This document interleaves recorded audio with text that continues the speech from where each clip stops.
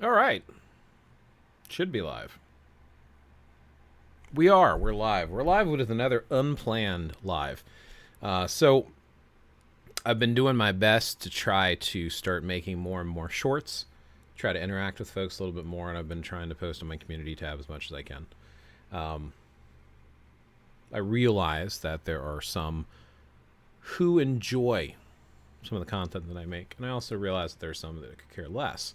So the ones that do interact and keep requesting me to go live and make shorts or answer questions, I will continue to do so. Hopefully, other people also pick up and I can start answering your questions to the best of my ability, because I find that those who explore some of the spiritual paths benefit from hearing a variety of opinions and different ways about going about how they do things.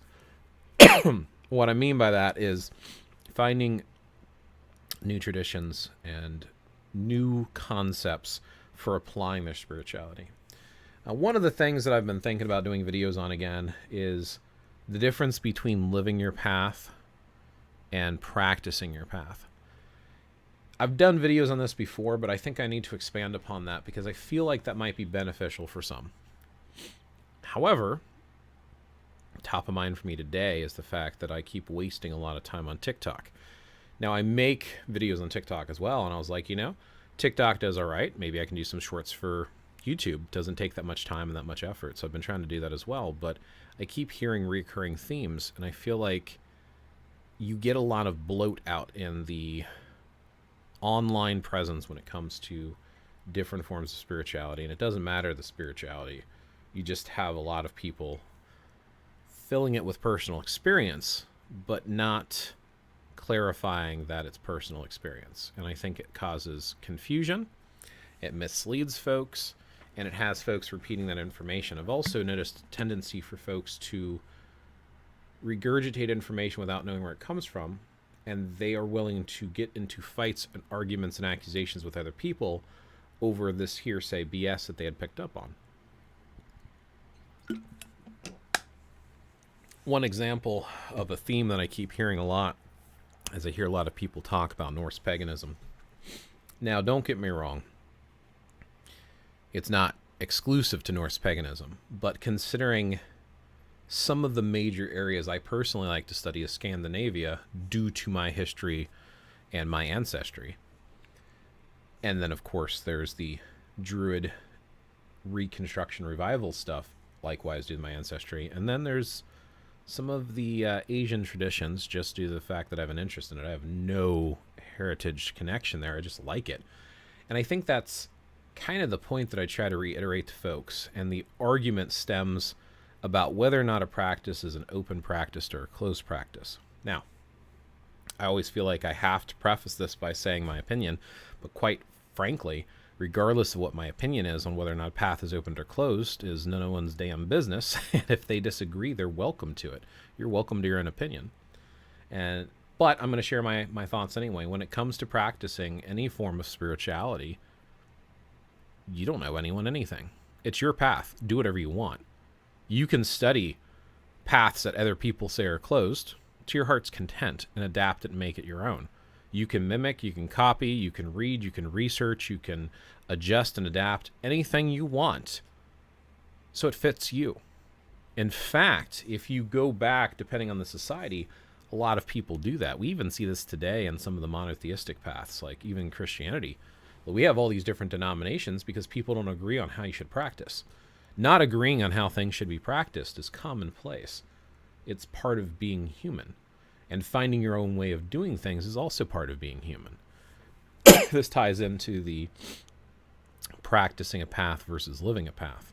But specifically with Norse paganism, I hear a recurring theme on TikTok where everyone insists that it's an open practice. I disagree. And this is why. Now, I just got done saying, oh, you can practice whatever you want and study whatever you want. Yeah, and I still believe that.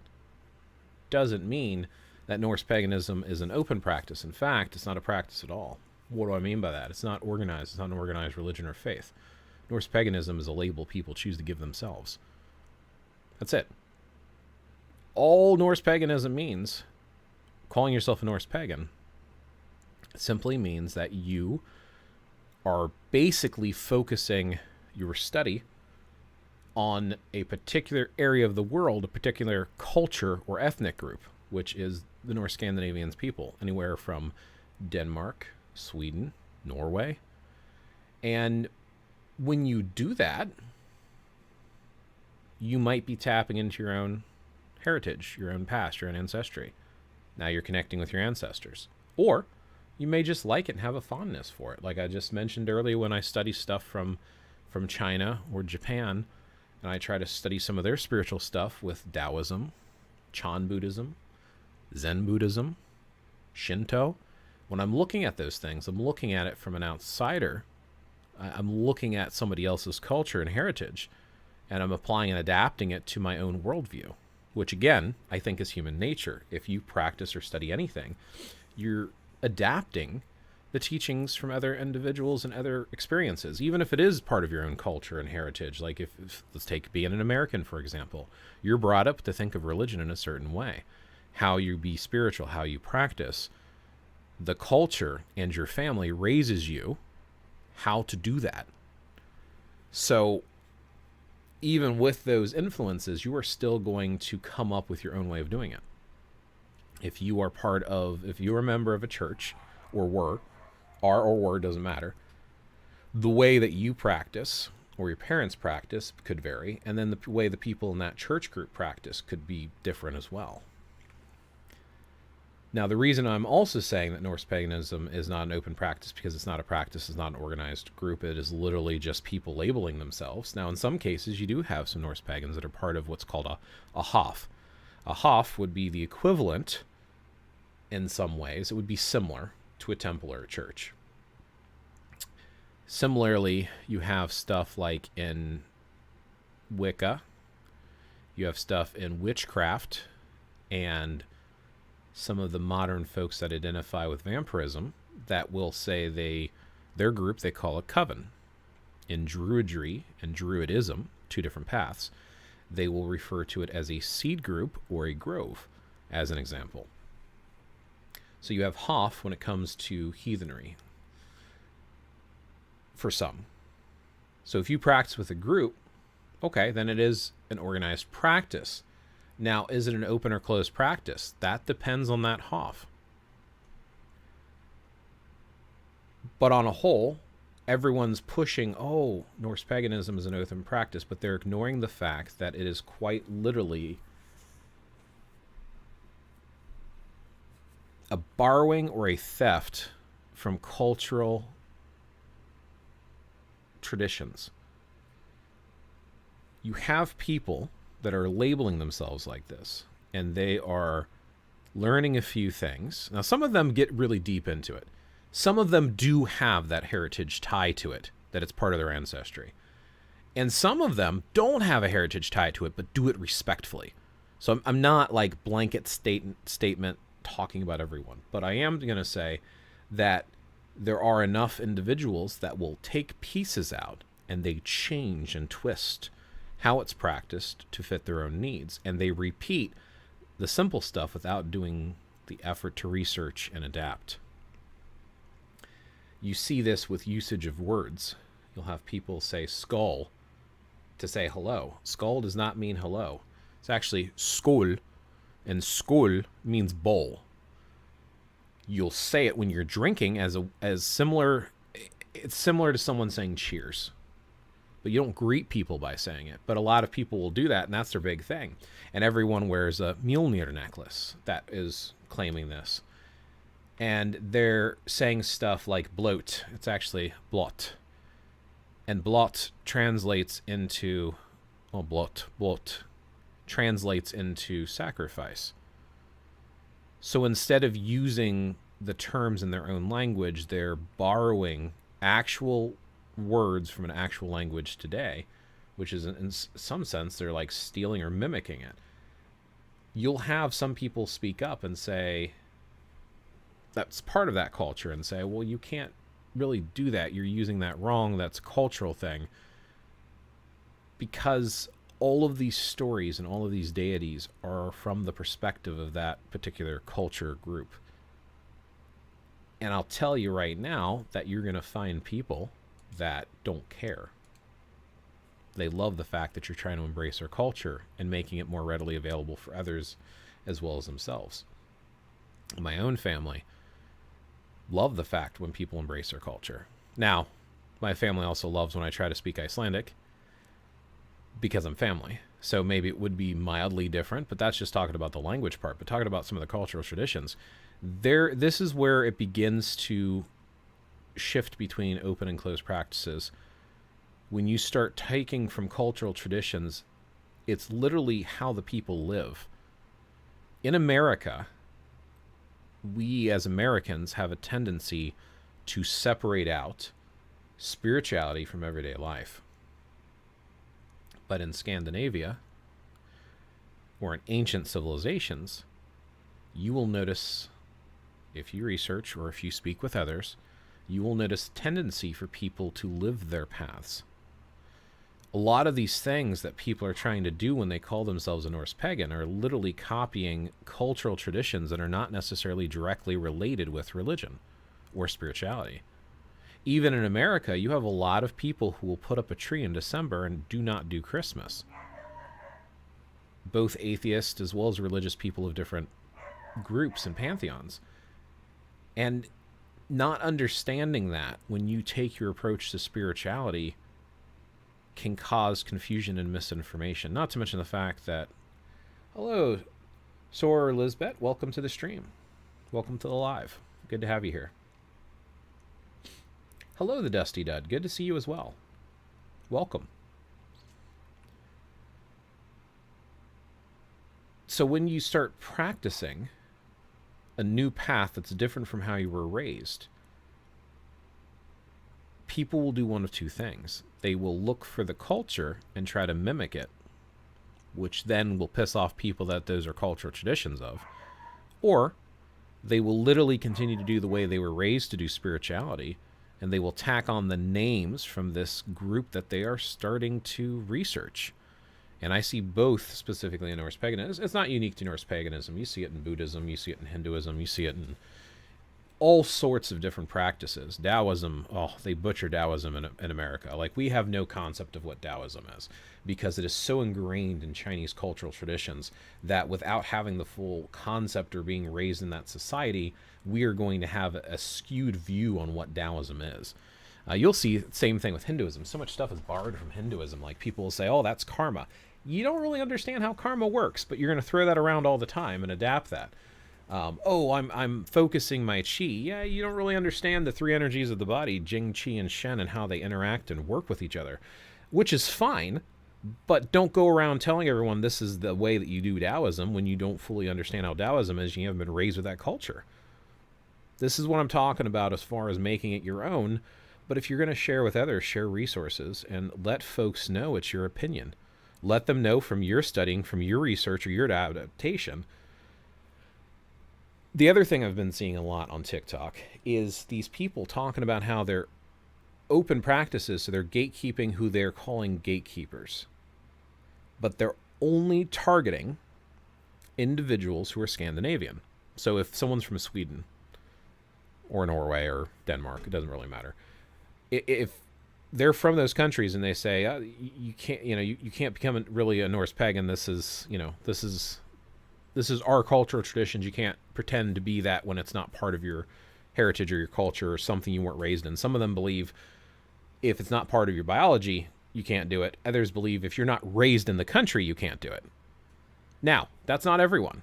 Like I said, it's not. But they get annoyed with people using their words wrong and butchering their language and doing things that they do in their country, and they're trying to mimic it for their own purposes. And rightfully so in some cases. Now, the resistance from the people that want to claim this title of Norse pagan is they'll attack these people and they'll tell them that they're gatekeepers and they're racist. It's like, that's not what it's about. That's not what they're getting at all. But it's only when it's based upon their skin pigmentation. Because as soon as you hear it from someone who's indigenous or Hindu or any other type of culture, people will, oh, I'm sorry, I did not mean to culturally appropriate. There's this thing where a lot of people are doing cosplay, basically, We jokingly call them pagans because they're kind of mixing cosplay and paganism together. And they'll put like a line here at the bottom of their lip. And apparently there was this thing recently where some indigenous people mentioned how this is a sacred to their practice. It's symbolic of something in their culture. And now all of a sudden there's people on TikTok saying, oh, we need to stop doing that. Like, wait a minute. You just got done attacking people who said don't mimic their culture and language and butcher it. And they're horrible because they're bringing that up and saying that's cultural. And that's inappropriate because they're Scandinavian. But someone who's indigenous brings up a painted lion on your face. Oh, no, we have to stop doing that because that's cultural appropriation. So it's kind of the litmus test, right? If you take someone from different cultures around the world, different groups, different ethnic groups, different language-speaking groups, different countries, and you line them all up, and each one of them tells you not to practice something because it's part of their culture. If you don't treat them all the same of, okay, I won't because it's cultural appropriation, or get over it, I'm going to do what I want, you're racist, which they throw that word around way too much, then it logically, by the litmus test, is not holding up. And I've noticed that it's a trend of people from either Germany, Ireland, Norway, Iceland, Greenland, Denmark, Sweden. These groups are the ones that get attacked. These are the ones that are told they're not allowed to have their culture. And that bothers me so much. Because again, it's not treating everyone equally and the same. People are allowed and entitled to their culture. But like I said earlier, you are an individual. You are going to learn from interacting with other people. We have the information age here. We have the internet. Everybody can talk and learn about things they never even thought of exploring before. And that's okay. That's how we grow as people. We share and we talk. That's why I do my YouTube channel. I'm trying to share information. I'm also learning as we talk. If you have resources or information, share them with me. I don't know everything and I don't claim to. But to group everyone together, because here's the thing. There are groups. There are absolutely groups that are very hateful towards other groups of individuals. That's where the big R word comes into factor. See, if you look up the definition of that R word, you'll find, here, I'll just pop it up real quick, right? We'll actually go with the actual official definition. A person who believes a particular race is superior to others. That's definition 1. Definition 2, a person with a prejudiced belief that one race is superior to others. Telling someone they cannot practice something that is part of your culture because they're not part of your culture is not saying you're superior to them. That's not to say there hasn't been groups of individuals who fall into those definitions that don't also say that. But to mix everyone who says no into the same group based upon just saying no, to me seems unfair. Because again, litmus test. Either treat everyone the same, cover your eyes, make it a blind reaction. Oh, I can't practice that because it's cultural. How you respond, you should respond to the same person the same way and have consistency, in my opinion. A lot of people are like, oh, no, that's different. No, it's not. It's not at all. It's the same thing. Equality, people. Equality. Treat everyone the same way. Have respect for where things come from. Share where they come from. It's one reason why I've started exploring the way I have. I'm trying to find out where does that come from. Now, it gets even worse, and I'll get into the living versus practicing a little bit more a little later in the live. Right now, I'm still venting about this whole open versus closed practice thing. But the other problem I have, aside from taking things and butchering it, people aren't actually trying to learn it. They're twisting things and making it fit their own practice. And at that point, you're getting so far away from what you're stealing from another culture or from your own. Because like I said, sometimes it's people who have ancestry. Sometimes it's not. So some people will practice and they look at the Aesir, Vanir, and Jotnar as actual ancestors that we're biologically descended from. So in their case, you have to be part of the culture because it's literally your ancestors. So if they're not your ancestors, you can't practice because that's how they practice. Again, this is dependent on the group, the Hoff, the kindred This depends on one particular group. This is not universal because there's no universal way of doing things. People make it their own. So that's one way. But then the other thing is you'll have individuals who will research it that aren't descended, and then they'll twist it and change it. Remember how I was talking about people have traditions. They have a way of being raised and how they think about doing spirituality. I saw one person, they did a TikTok, and she mentioned, which I thought was a really good point, she said people have a Christian mindset when they go about spirituality. Because in Christianity, you pick up the Bible, you read it, you believe in it, you're a Christian. Pretty straightforward. That doesn't mean that applies to every spirituality out there, especially revival, reconstruction ones that aren't organized in any way, shape, or form. It's not like there's a major body of these. And if there are, most people are solitary. Well, you're raised with the traditions of your country. In America, most of the country has been raised on, I guess, Abrahamic type of faiths is what they call it. I think that's what they refer to it as. So most of us have been raised and think about it a certain way. So you see that on how people adapt it. I've actually seen groups online sharing their practices, which are groups, Hoffs and Kindreds, and they literally, if you would take the Mjolnir that's hanging around their neck or in their hand or on the wall and change it into a cross, it would look identical to a Christian church. Identical. The way that they're standing and praying and the books and the altar setup literally looks the same, because that is how we're taught in the society how to practice and worship. So people will take pieces and twist it in the sense of they look at these deities and they call them gods. Well, they don't actually have the word God.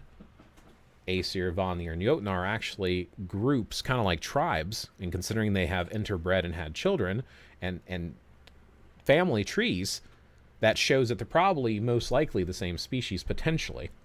But then there's also the fact that if you look, the ones that are called Jotnar, the Jotun are considered forces of like chaos and destruction.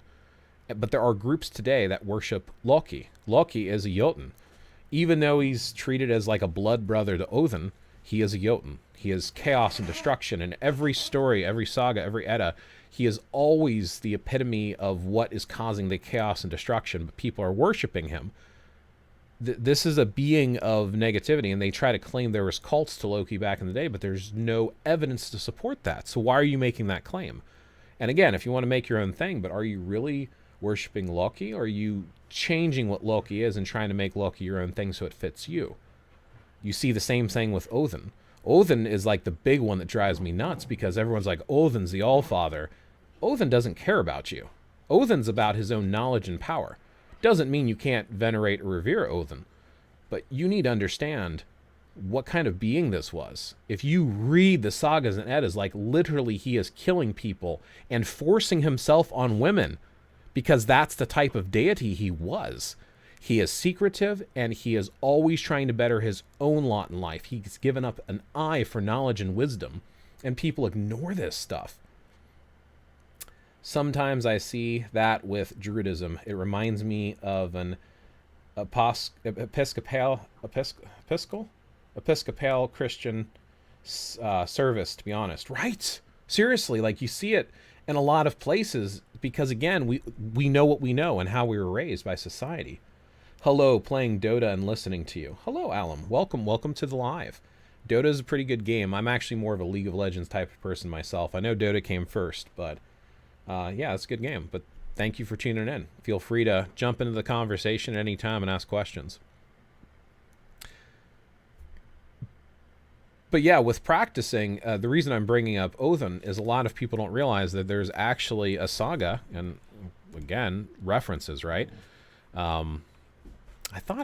I need to write down more of the references with Odin, because some of the horrible things he's done in the Eddas and sagas. But people try to twist it like, oh, Odin's going to give you wisdom and knowledge and protection. No, you have to prove yourself worthy of Odin for him to give you any sort of attention, and it's only to make you more powerful so that he can have more possession over you to make himself more powerful in the long run. And that'll piss people off. It's like, well, again, so you're twisting the deities to fit what you want. So here are 3 sagas you can read about Odin. And this last one here talks about where he is literally talking in disguise to... Oops, that did not paste the way I wanted it to. Sorry, my dog wants to participate in the conversation, so... If you read these 3 sagas, and there's more. The last one there, literally Odin is bragging to Thor about how he's forced himself on this village of women after conquering their men and killing their men. And he had 7 sisters in a row and everything else, and some of them kicked and screamed. And like, what the... And this is the deity that people are venerating. And a lot of them don't know this because they don't want to read the stories. They listen to the hearsay stuff, and they don't dig into it. Definitely not acceptable by today's standards, but this is the reality of what's written there. Oh, well, that's not really Odin. No, it's because you're trying to change Odin to be what you want Odin to be versus looking at what he was. And you see this in a lot of different ones. You see a lot of different references and associations here.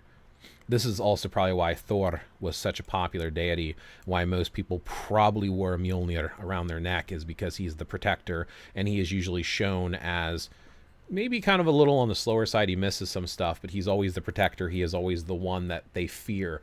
When Thor is present, the Jotnar stay away from Asgard because he's just that formidable.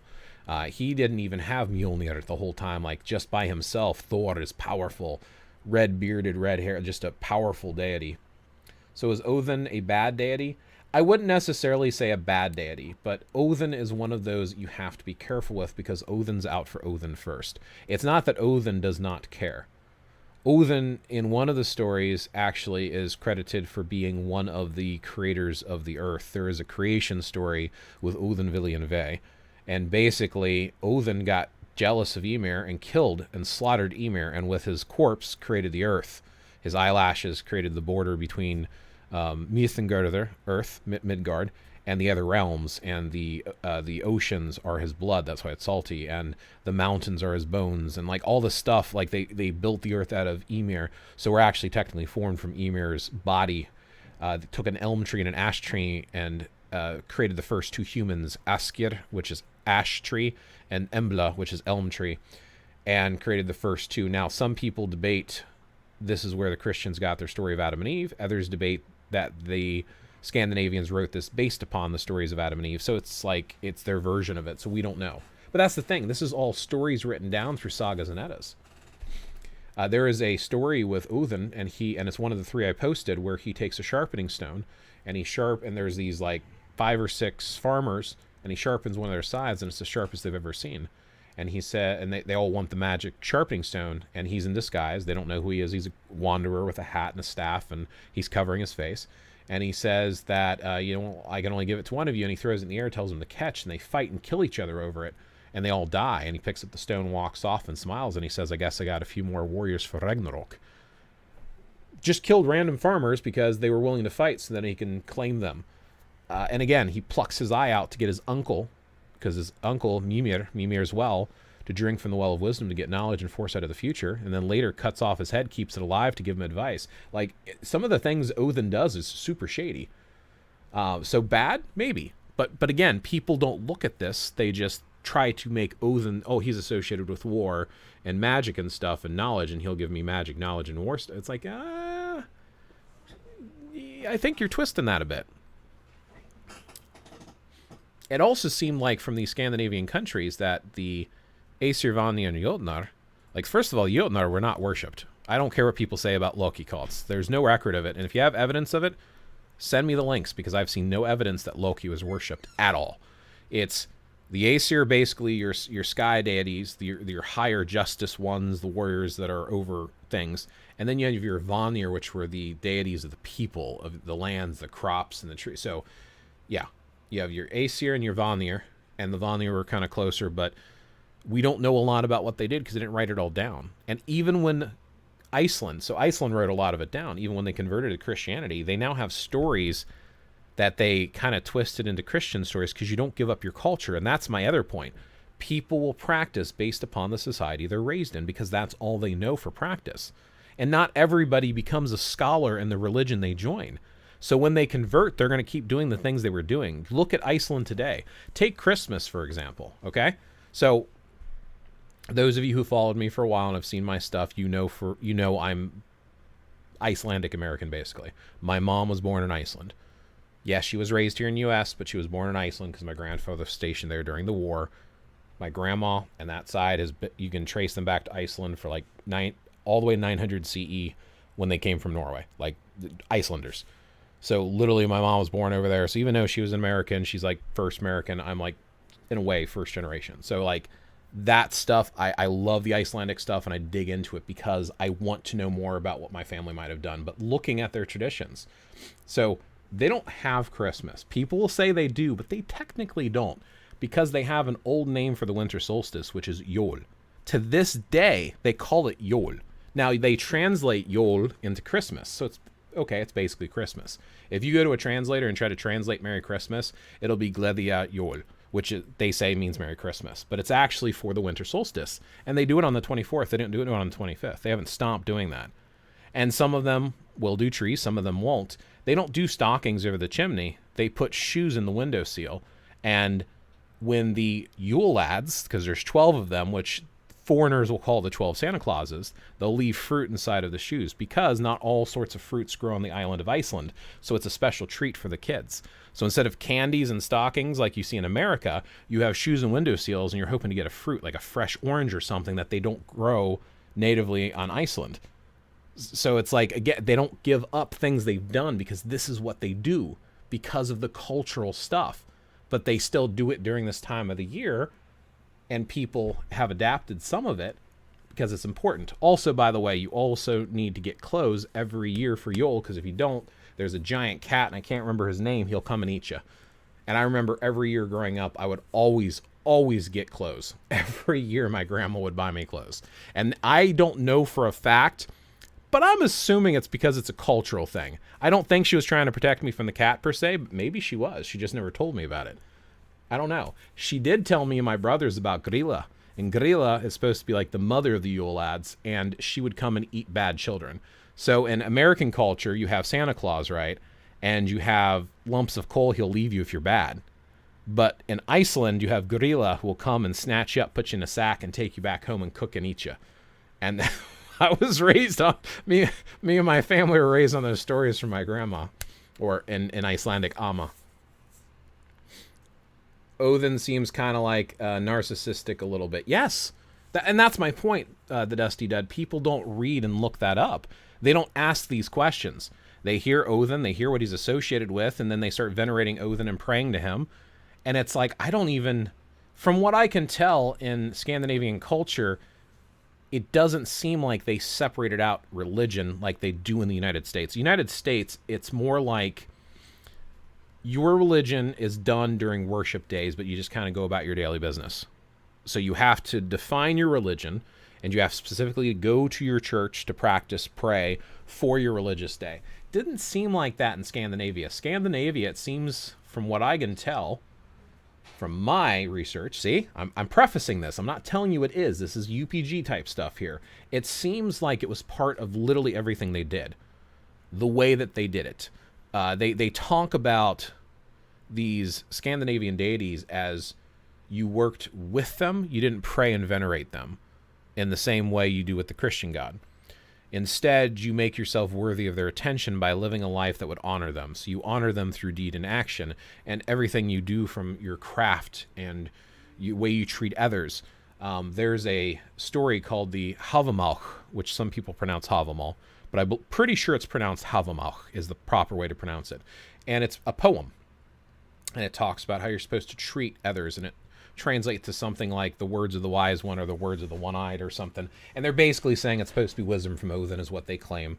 And it talks about how to treat a guest when they come to visit you, or how you should treat other people, and how you're supposed to be a man and grow up and take care of your family. And it's all this types of how to interact with others. But again, it's in daily life. It's everything that you do.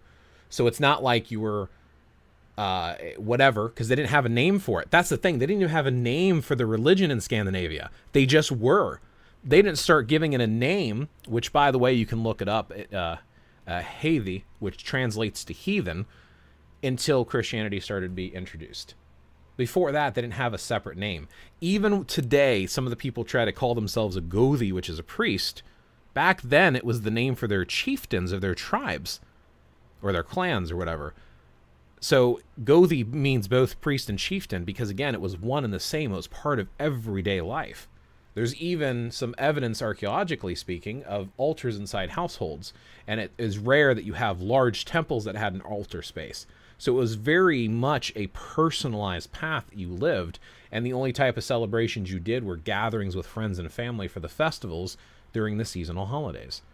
So it's a completely different culture. And that's my point when I bring up the whole open versus closed practice. And this finally starts tying into what I'm saying, living your path versus practicing your path. Are you a pagan only when you need to be for holidays, rituals, celebrations, and spells? Or is every action you do drawn into those natural magics that you're so much seeking, that you're trying to connect to?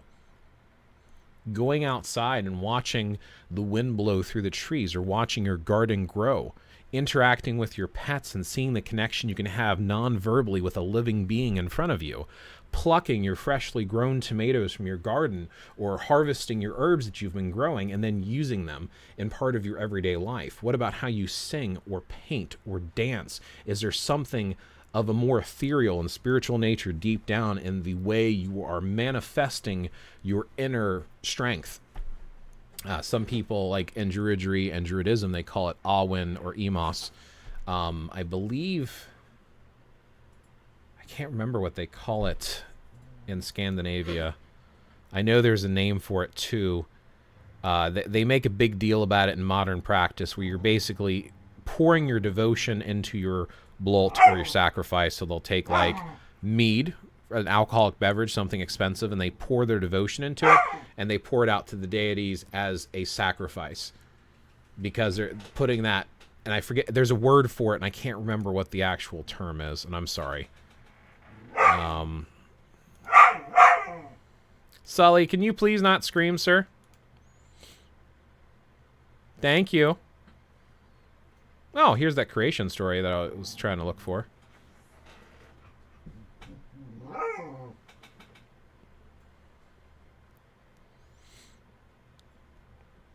Yeah, I can't find the term for it off the top of my head. I know there's a word for it, though. This is why I try to write down as many notes as I could and try to get references. And I'm sorry, Grassland G. Thank you. Benevolent Allfather, lol. It can definitely be a little frustrating to see him venerated in such a manner. Right? And again, it's not to say Odin is the epitome of horribleness, but he's not perfect like people try to portray him as. They try to put him up on this pedestal, and that just, to me, does not mesh with study that I have done. Does that mean my study is right and I'm the only one that's correct? No. Could I be misunderstanding or misinterpreting it? That's possible. But I don't know. It's just something to consider and to think about. But yeah, living your path versus practicing your path. It doesn't... I think this is one of the things that turns a lot of people off from revival neo-pagan. Because don't get me wrong, it's all new stuff. If you look back, it was pretty much all monotheistic Christians in most cases, other than the fact of the things that were mixed in. You know, like if you look in Ireland, they are very Catholic, but they're praying to saints. And those saints look suspiciously similar to Tuatha De Danann, the deities, because we would call them gods today, but they didn't call them that back then.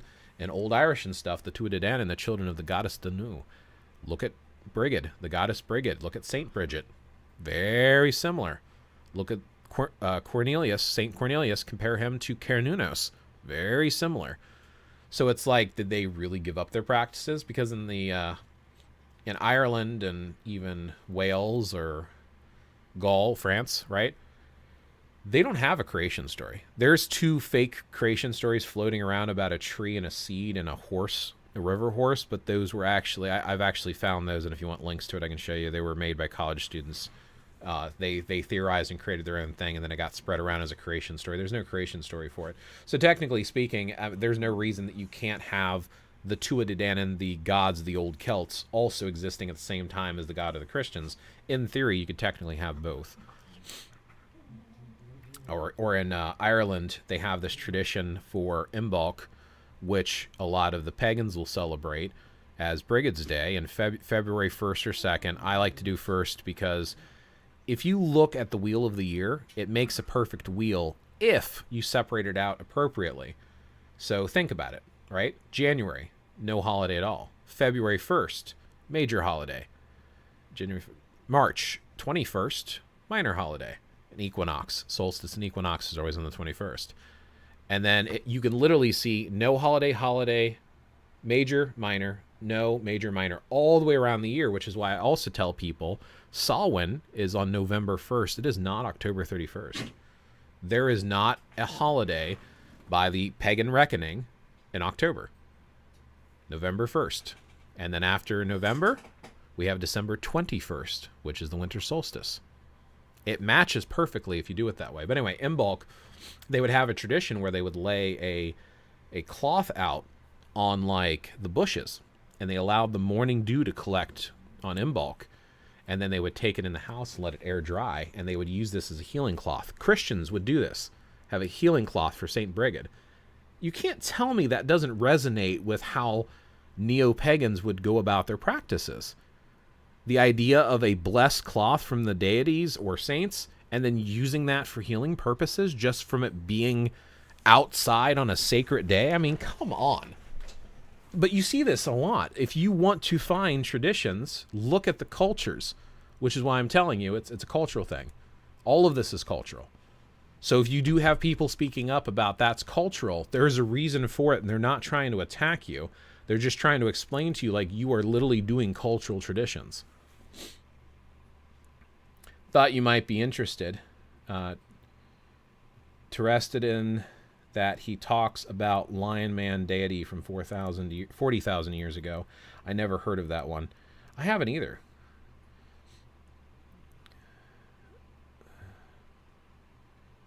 Not familiar with the Lion Man deity, but yeah, there's definitely some old ones for sure. Hey Dave, welcome to the live.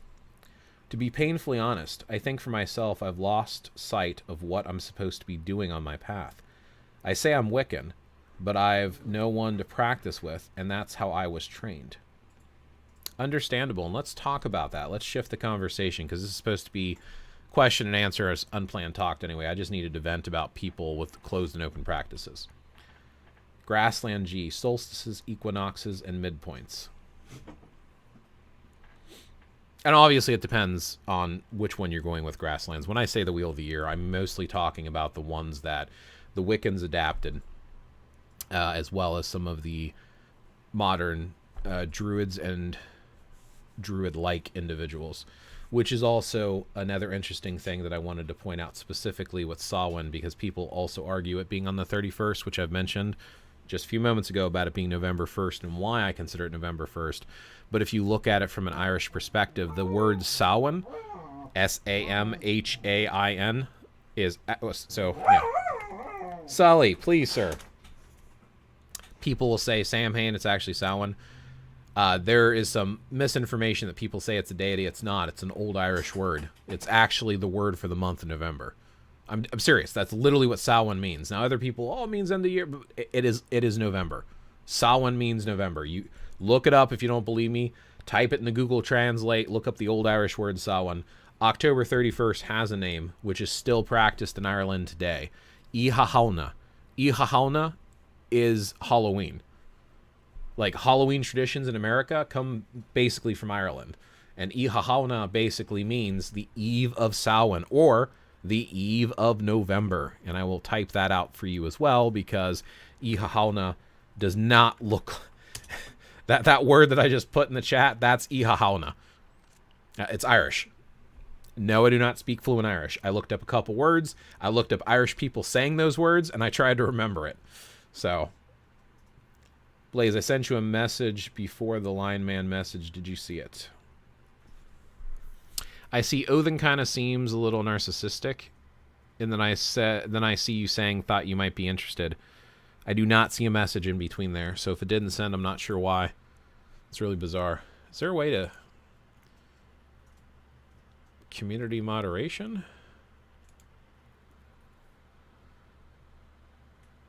No, let's see, auto moderation. Toggle moderation activity. Yeah, I don't know if it got caught up with something that you put. Maybe it was a flagged word for some weird reason, but yeah, unfortunately I was not able to see it. Dave, are you still here?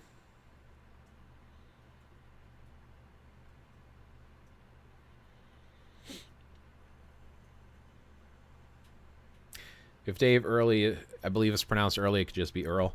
But Dave, if you're still here, I'd like to talk about your comment. Awesome. So if you don't mind, I would like to discuss your comment because I think you are articulating something that most people either have gone through or are going through, myself included, which I can relate with that comment, which is why I wanted to address it. So you specifically said, and I'll repeat the comment, to be painfully honest, I think for myself, I've lost sight of what I'm supposed to be doing on my path. I say I'm Wiccan, but I have no one to practice with, and that's how I was trained. So here's the thing. What you're supposed to be doing is what feels right to you. So this is all my opinion, okay? This is all UPG. UPG, unverified personal gnosis, so the personal experience. So in my opinion, the path you're supposed to be doing is what feels right to you. When you seek a spirituality of some form, you are usually trying to answer a question, feel a void, or feel a completeness that is missing for life. For me, it's that connection with my past, my ancestors. It's a connection with other people, even though I don't like people that much. It's a connection with nature and the universe and where I exist in it. So I'm looking for a way of understanding my existence and my place within things. So if you ask yourself, what is it that you're ultimately seeking out of spirituality? Are you seeking a connection? Are you seeking understanding? Are you seeking community? Are you seeking meaning, purpose? Once you can answer that question, you can then break down the idea that if you are solitary, your path is your own, so you don't have to answer to others. So in my opinion, and I mention this a lot in my videos and my lives, you don't need a label. You don't need to call yourself Wiccan. You don't need to call yourself anything, because the purpose of calling yourself a title or a name is for interaction with others. It helps. It feels right when you have a name because it gives you a direction for study. And when you do talk to others, you can find other like-minded individuals. So if you mostly have studied Wicca up to this point, finding other Wiccans might find common ground, might find that community that you're seeking. So with that, you've got to realize and be aware that until you start practicing with others, your version of Wicca, which is personal based upon your experiences, will not necessarily be the same as other people's version of Wicca. Typically, Wiccans will call their groups covens. And if you ever do work or interact with other covens, or just other gatherings of Wiccans on a whole, you will find that they have vast different ways that they go about practicing. Some people work with different pantheons. Some people have different versions of their read. Some people put magic and spellcraft on a different level. Some people have priests and priestesses or high priests and priestesses. They have certain sacred days that they do. If that starts feeling awkward, it's either because you need to find the right coven that matches you, because the coven should interview you and you should interview the coven, make sure there's a match. If not, keep looking. Don't let the first one discourage you. The other thing to consider is taking another look at Wicca, what it is, how it got created, and is that really what you're looking for? Or do you want to try to explore a little bit on some of these other spiritual paths? If you're looking for direction, I'll give you an example. ADF, Enfant Drain, a Druid Fellowship, is free, has free materials. It is Druidism, so it is an actual religion, and it has a lot of free material on their website. That's one example I could give you. You can also get into some of the forums and speak with others and find local seed groups or groves. Used to have Witchvox that I could direct you to find Wiccan covens. You could look for local postings for covens or Wiccan groups to find others to practice with if that's what you're interested in, or other pagan gatherings. Obod is one that I like, which is, again, it's Druidry. Druidry is nice because it works with any spirituality. So you could be a Druid Wiccan if you wanted to. You could be a Druid Christian if you wanted to. They have packages they send you, and they do have a listing for local seed groups and groves. The difference between a seed and a grove is a seed is a local study group. A grove is a local group with an experienced druid that helps to organize. They do not have leaders. They're not personality cults. It's about the personal experience and your spirituality and nature, which is pretty cool. There's other ones too, but those are the two groups that I know about for community because I've looked into them. Now, you have other groups. No, I don't. I wouldn't recommend them. Never mind. There's one big name Scandinavian Nordic Norse kind of group. I don't like them, so I'm not going to mention their name. But they're all over the place, and they're easy to find local groups, but it doesn't mesh with everyone very well. Very relatable, something like a dark night of the soul in Catholicism. Not familiar with that phrase, G, but yeah, very relatable. I agree. I asked if you have heard of Krekingforg channel. He has a good video on origin of religion from 2 weeks ago. I thought you might be interested. I have not. If you posted a link or something, it might have blocked it for the link. I'm sorry, I've got auto moderation turned on because I don't have mods. I'm not popular enough yet to pay people to moderate my channel for me. I'll check that out. So I pulled up their channel here, and I will give them a listen. So so the last one they have on their channel, the oldest creation myths from the East, that was from 4 hours ago. The origins of religion, finding our oldest beliefs, from 2 weeks ago. Is that the one you're referring to? I assume it is, but I'll check that out. What if you... I was initiated into Wicca via coven practice, so I've always called myself Wiccan, and I still want to call myself that because of where my beliefs lie. Awesome. And I'm not saying you shouldn't. I'm just letting you know, as a recommendation, that there's plenty of stuff to study out there. So if you found something that fits, awesome, stick with it. I honestly think calling yourself pagan is just fine. Hey, Pem, welcome to the live. Everyone has a basic idea of what a pagan is, and the term casts such a wide net that it's hard to be wrong. There's no need to overcomplicate. I agree with that. And like I said, and I've talked to others too. Sometimes folks like to narrow it down because of how various ways you can find to practice paganism.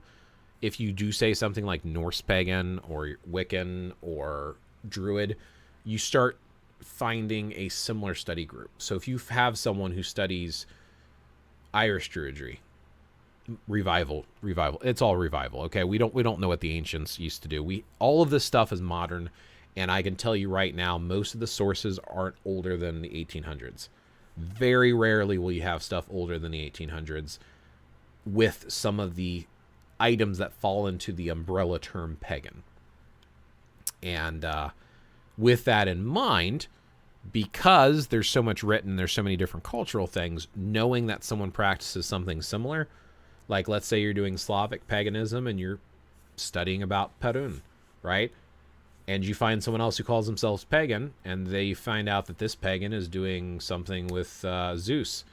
Zeus and Perun, even though there's, I guess, some similarities, are very different deities, and there might be very different approaches. And if you start looking into the cultural stuff, if you do Czech Slavic traditions, it's going to be different than if you do Roman traditions with, like, Zeus or something, right? So that I can understand wanting to be more finite if you're looking for community. But yes, I agree with you. There's nothing wrong with just being pagan. I don't like the term pagan anymore.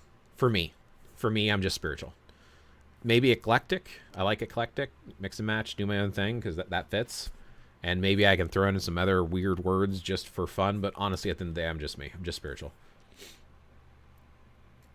But that's just my opinion. Right. And opinions are welcome. I welcome all opinions. And as I've said many times, if you don't agree with my opinion, that's okay. It's just my opinion. Appreciate you sharing, though. Thank you. Thank you for joining in the chat. G says the best path is strictly intuitive, in my opinion. I agree with that. Completely agree with that. The way as a solitary reveals itself as you travel. More practice allows you to see it easier. Just my take. See, I agree with... Oh, Dave, you posted a message, but it says retracted. Did you delete that message, or did the auto mod delete that message? But yeah, G, I agree with you in the fact that it's like, for me, when I think of spirituality, I try to do things with purpose and meaning. I want to do something because I understand why I'm doing it. Sometimes I will frustrate my family and my wife by being very loud and obnoxious with the fact I'm not doing something. Like, my family does Christmas, okay? They want me to come over for the holidays. I don't do Christmas. They don't invite me over on the 25th. So in my head, I have to make a big deal about the fact that I'm just getting together with family for family, that I'm not doing Christmas. And it can kind of dampen the spirits. I could just show up and shut up and just have fun with my family, like a normal person. But for whatever reason, I have to make a big stink about it, and I don't know why. It doesn't add any value to anyone. If anything, it causes unnecessary fluctuation. And the more I've started talking with family members, the more I'm realizing that I'm the one being a dick about it, because I found out that my mom's kind of like doesn't care about the holidays. She just wants to see the family. So for her, it doesn't really matter anyway. And I never really put two and two together. I'm like, oh, I guess me just being spiritual, going with the flow, is kind of closer to the way I was raised anyway. Now I know why I act the way I do. I was kind of raised that way without really thinking about it. But because I got so focused on labels and identity, I lost what the whole purpose of getting together with the family was anyway. And I found out, like, as another example, my grandfather, my mom's father, so he is first generation American because his parents immigrated here from Czech Republic, and they have an Orthodox faith. So my grandfather wouldn't do Christmas on the 25th because the Orthodox calendar goes by the old Julian calendar, and it's somewhere in January, I think. So he would do his own Christmas, but he would still get together with the family on the 24th because my grandma's from Iceland. So my grandma would always do Yule on the 24th. So that's what their compromise was. Everyone would get together with the family on the 24th. My grandfather would do Christmas on his own day. And I just never realized that the less of a stink you make about stuff, there is cultural stuff that your own family did that might fit you perfectly if you just take a few moments to open your mind, listen to them, and realize, oh, this isn't as bad as I thought. Now, I know it's not true for everyone. I know there's some rough folks, and sometimes people like, I don't want anything to do with my family. I understand that. For me, I've been fortunate enough, I've been blessed to have a pretty cool family that has tolerated a lot of craziness for me throughout the years. But again, I want to do things with purpose and meaning. So by digging into it and finding out why it's done, that's how I find fulfillment. And it doesn't matter if I'm crafting, creating, or honoring festivals, whatever. I want to find meaning behind what it's being done. And if it's something that someone said, I want to know why they said it and where it came from. You know, earth, air, fire, and water. A lot of Wiccans and witches, modern folks do this. All of that comes from Hinduism. It is... I literally can find you a passage in Franz... What's his name? It's Introduction to Hermetics. I think I have this book saved still. Got a PDF copy of it. I thought I had saved on my desktop. Do I have a reference here? Is it under my quick notes from Magic? Those are titles. Books to research more. Sagas, eclectic. That's not under there. Magic research. Witchcraft is... I want to find the elements one. Amulets, talismans, 9 rare books. Books that promise actual magic power. Ronald Hutton. There it is. Initiation into Hermetics by Franz Borden. And there is a section in there that breaks down the elements. Here it is, the elements. I didn't actually save the screenshot of the page that talks about those elements. Well, that sucks. I'd have to relook up the book. I can't remember where I saved it at. Backup hard drive. Give me 1 second. That's going to drive me nuts if I don't find it. And I'll go back to chat. Here it is. Fran's Introduction to Hermetics. There we go. Principle of Air. And I will share my screen here in a second. Let me zoom in so we can see it better. And I'll share my screen in a second here. Hopefully it doesn't screw up with my camera again where I can't make myself big and in the center of everything. Center of all of it. Introduction. There we go. And this is on page about, the Principle of Fire. About the Elements is section 1. Theory, Introduction. This is where it talks about God, Yahweh specifically, because again, a lot of Christians kept a lot of this alive. Here we go. So you've heard of earth, air, the 5 elements, specifically the Eastern 5 elements that a lot of people use in Wicca and witchcraft. So let me open my browser, and I'll just turn off my camera for a second so you can see it this way. Right here. Let me zoom in a little bit more. So you've heard people say Akasha before. This is literally, so according to Indian succession of the Tattwas, Tattwas, it runs as follows. Akasha is the principle of the ether. Tejwa, principle of the fire. Waju, principle of the air. Apas, principle of the water. And Prithvi, principle of the earth. And I'm probably not pronouncing those right. But this is straight up from this book, Introduction to Hermetics, by Franz Burden, right? So I don't remember the original publication of it. Looks like it's from West Germany, 1987. First edition was from 1956. Again, most of the, and copyright 1971. Most of the stuff that we do today, it is from the 18 to 1900s. It's not that old. And this stuff right here, what people do regularly in their practice, you can find the origin of. So I want to know this. I don't want to just do it because everyone does it. I want to look up and say, okay, well, where does that come from? Who does that? Why do they do that? You know, and then if I want to incorporate it, I'll incorporate it. I'm sorry, let me get back to the chat. I get on my tangents a lot. I'm hoping, Dave, I'm hoping this is at least helpful or inspirational. Maybe it's not. The best path is strictly intuitive. Yeah, so we're talking about intuitive paths, and I was agreeing that it's nice to do what feels right.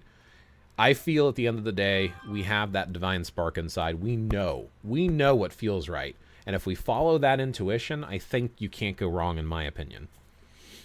I wouldn't mix that word Christian in anything. I do. No way, no how. I don't believe Christianity, it's inclusive with anything pagan, but that's just me. That's fair. And that's fair. From my perspective, I disagree because I feel like a lot of the Christians are what kept a lot of this stuff alive. The Christians wrote it down, and a lot of what we do today with neo-paganism has a Christian influence. If you look, for example, if you look at the Appalachian area of the United States, the Appalachian Christians, these people are, if you remove the term and the way they use God and replace it with gods and multiple deities, Mother Nature or Spirit, a lot of what they do feels what we consider to be pagan. They are one with the earth. They love the nature and land around them. They live in harmony with it. And even some of their traditions that they took from Germany and Ireland and stuff and all the different European countries and adapted, you see remnants of what people strive for neo-paganism today. But that's just my opinion. Don't get me wrong. I'm not like... I've seen just as many bad Christians as good Christians, but some of the nicest people I know are Christians. And I think at the end of the day, I think we're all trying to connect with divinity, and we just call it different things. But again, that's just my perspective on that. Yes, the second one. Cool. Pagan Coffee Talk. Good to see you. I told you I'd try to have an hour live today. I deleted a message if you were talking to me. I was, Dave. Sorry we were recording. You don't need to be sorry. Always nice to have you, though. Blaze, what is the origins of the 2 Wiccan gods? So, interestingly enough, it's both of them are kind of a pull from... So, the word Celtic refers to language-speaking groups, and it was a huge region. So, saying something like Germanic is a large region of tribes, even though mostly it has become and centered around modern-day Germany. It was a big region. So is the Celtic region. So in that Celtic region, there were 2 main deities that were pulled out, in my opinion, from the Tuatha De Danann, it seems. So when you talk about the horned god, you are usually referring to either Hern or Cernunnos. Cernunnos is one of the Tuatha De Danann, I believe. I believe he's part of that tribe. He's definitely part of the pantheon associated with modern-day Druidry and stuff. Druidism and Druidry. So that's one example. Also the Green Man. Those 3 deities seems to be who the horned god is most associated with. Now, the moon goddess, the triple goddess, seems closely related, in my opinion, with Brigid. because Brigid has often, bride, there's different names for her. She usually is depicted in her three aspects, maiden, mother, and crone, which is very similar to the triple goddess. So in my opinion, it's Cernunnos and Brigid are the closest thing you'll find to the Wiccan god and goddess from my research. I don't know for a fact. This is just my assumption. Dave, have you considered different spiritual groups online? There is one, and I know they have some Wiccan groups. I'm not sure if you were initiated into a particular path of Wicca, but there is both this group online, and I'll send you a link for everyone, anyone who wants to join. Let's see. Links.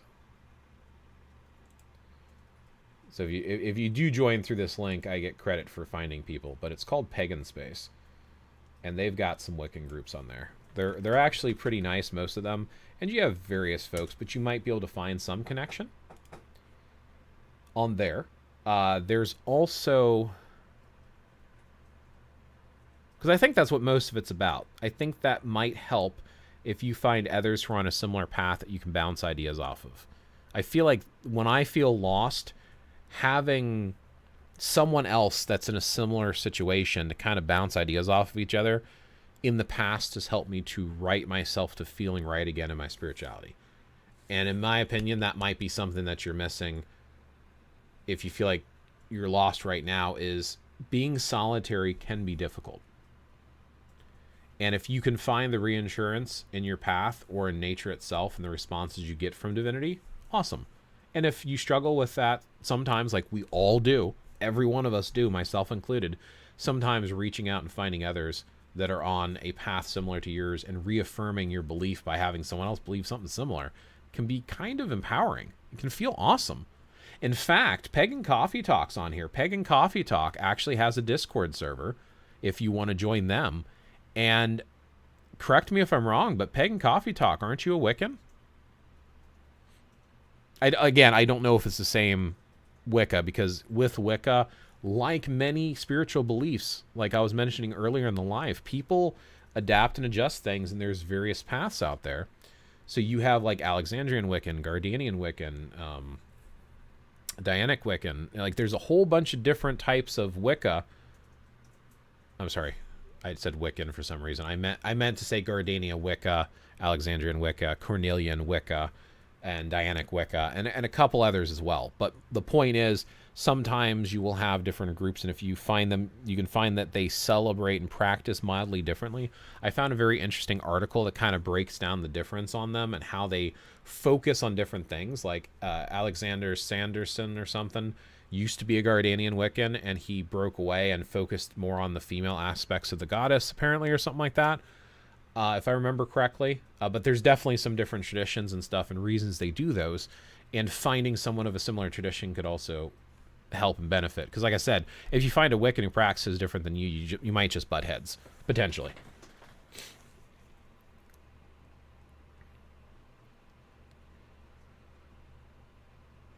The stuff which bothering me is how to protect yourself when you give offerings to wood spirits, to example. Just a noob question.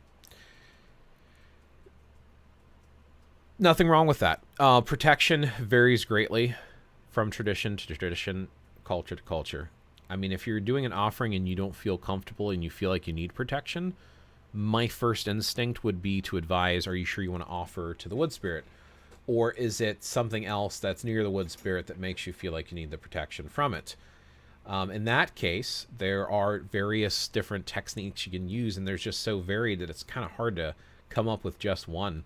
I mean, as an example, if you're working with wood spirits and you're working with more of a druid-like approach, simply creating a circle of stones and creating a sacred space that is protected sacred space that you work with and within to offer, that is one benefit that you can do. There are different traditions, like if you go back to Samaria or even some of the Jewish mysticism, like Kabbalah traditions, they use a circle of salt to keep out negativity that you can draw on the ground, and it's real easy to carry a handful or pocketful or a little vial of salt and just sprinkle it around in a circle before making your offering. There is wearing an amulet or some sort of protective type of taufr, is what they say in the North Scandinavian traditions. Wearing some sort of an amulet around your neck can sometimes help in those scenarios. If you were to bless or enchant a robe or a cloak or even a coat, it doesn't have to be fancy, it could just be a hoodie, and then wear that with the hood up during your offering as a way to kind of walk unseen, so to speak, to not draw attention from other ethereal beings. Like I said, there's limitless numbers of ideas. Those are just a few off the top of my head. If you want to try one of those and see if one of those works for you, or if others have suggestions in the chat, by all means, feel free to share what you do for protection when making offerings. Now, if you're also talking about going out into the woods, not near your house, I would be conscious of actual protection from humans as well, just because in the world we live in today, you never know. So that's just my 2 cents. Fun fact, the true pronunciation of Cernunnos is Carnea, as it is revealed to Alexanders. Oh, that's cool. I actually do not know the proper pronunciation of Cernunnos. I've never looked it up, so that gives me something to look up and think about. But if it's not Cernunnos, and I don't know if I'm pronouncing that right, I would love references. If you have, and I assume if you, well, I don't know, just because you mentioned Alexanders doesn't mean you're an Alexandrian Wiccan necessarily, but you might be. But yeah, if you have links to listen to the pronunciation or see a breakdown, I would love to check them out. So, but yeah, I don't claim to be pronouncing Cernunnos correctly, but thank you for pointing that out. No, we are not Wiccan. Oh, okay. Sorry, my mistake, Pagan Coffee Talk, but that's why I asked for clarification. A while ago, I Christianity and explored a nature-oriented belief, though after 10 or so years I came back to Christianity and haven't felt more fulfilled than now, but I still enjoy learning about other paths like Wicca. Absolutely. And see, that's kind of my point, and that's my thing. Everyone's welcome here. Like, I know other Christians that are freaking awesome people, like, that aren't judgmental or closed-minded. See, a lot of people who get into polytheism and neo-paganism, I've not met many who had their parents or grandparents teach them. Most of the people I've met found it later in life because they were unhappy with Christianity. Because of that, they had a tendency to have a very negative opinion of Christians. Understandably, you left Christianity for a reason. But I find that it's the individual you should judge, not what they follow, because people can follow it in a different way. And as I've mentioned, I have met Christians who are super nice. They know I'm not Christian. I'm not very quiet about it.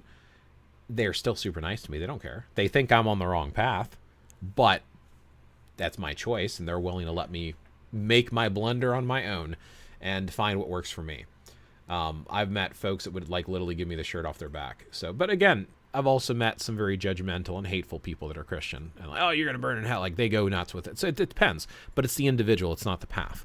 And that's what I try my best to do. Like, I've met some really cool Wiccans or pagans or any, like, even Norse pagans. Like, I've met various people. They're really cool. And I've met some real judgmental assholes. They literally act like what they describe bad Christians like, but they're just pagans and doing the same thing. Judgmental, throw it in your face, hate you just for what you believe, like, really bad. Because, again, it's about the human condition. It's not about the path. I like your intro music. Yeah, Pagan Coffee Talk's got some cool stuff. They have a YouTube channel and a Discord. And I apologize. I thought you had practiced Wicca. If you do not, I apologize. The Alexander lectures. Cool, I'll check those out. Is that on YouTube or anything? You know, I bet you I could probably look up how to pronounce Cernunnos. I've heard Cernunnos, Cernunnos.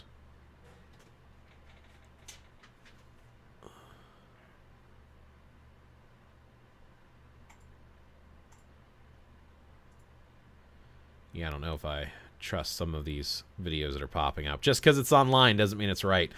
Which is why I always want to preface, like, I was not raised this way. I was raised a different way, and I started researching and exploring. Then I found out that my whole open-mindedness, maybe I was raised that way.